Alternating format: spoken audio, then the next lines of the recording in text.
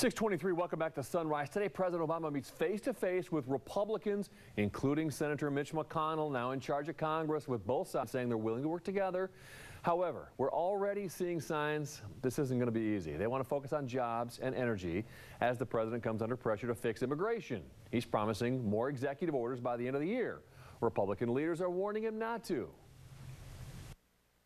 When you play with matches, you take the risk of burning yourself.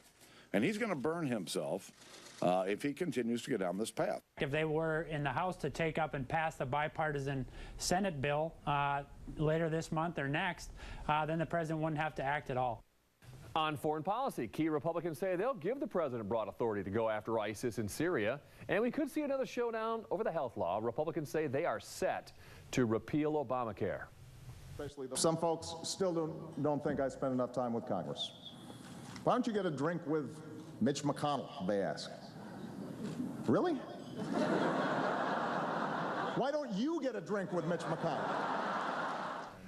That was a funny guy back in 2013 when he made that joke, but the president doesn't seem to be kidding now that Mitch McConnell is poised to become Senate Majority Leader after the commander-in-chief said he'd like to sip with the senator following Tuesday's GOP sweep.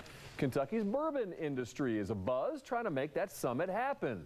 The Kentucky Distillers Association's already begun selling mugs and T-shirts on its website to promote the idea. No word yet on when that meeting will happen, but you got to be careful when you use this little stand-up comedy like the president did there. Few jokes, at the dinner, right? Yeah. All right. Well, they always say there's room for Jell-O, but what about when Pappy Van Winkle is involved? Meta, a downtown night spot, opened a year ago and has aged enough to receive a small amount of this year's Pappy Van Winkle bourbon for the first time. So management decided to celebrate by making Pappy Van Winkle Jell-O shots. The upscale bar began selling them for around $10 a pop last night. The bar's co-owner told Insider Louisville that he'll use up to 2 bottles of Pappy for promotion, which should yield between 100 and 150 shots. Well, when Bellarmine basketball takes on U of L this Sunday at the KFC Yum Center, the Knights will have a secret weapon for the big game. You're in the Bellarmine lineup in the Yum Center, Bellarmine against Louisville. Can you handle that? What?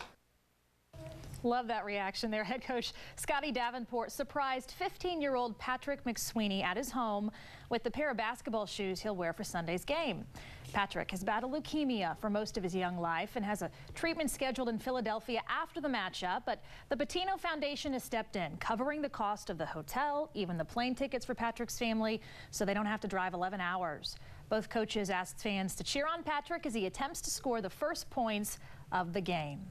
And an emotional moment at the Bengals versus Browns game in Cincinnati with the daughter of defensive tackle Devin Still taking the field right there. See the little cutie in the pink jacket? She continues her battle with cancer. Released from a hospital in Philadelphia, 4-year-old Leah flew to Cincinnati to watch her father play for the first time live since his NFL debut.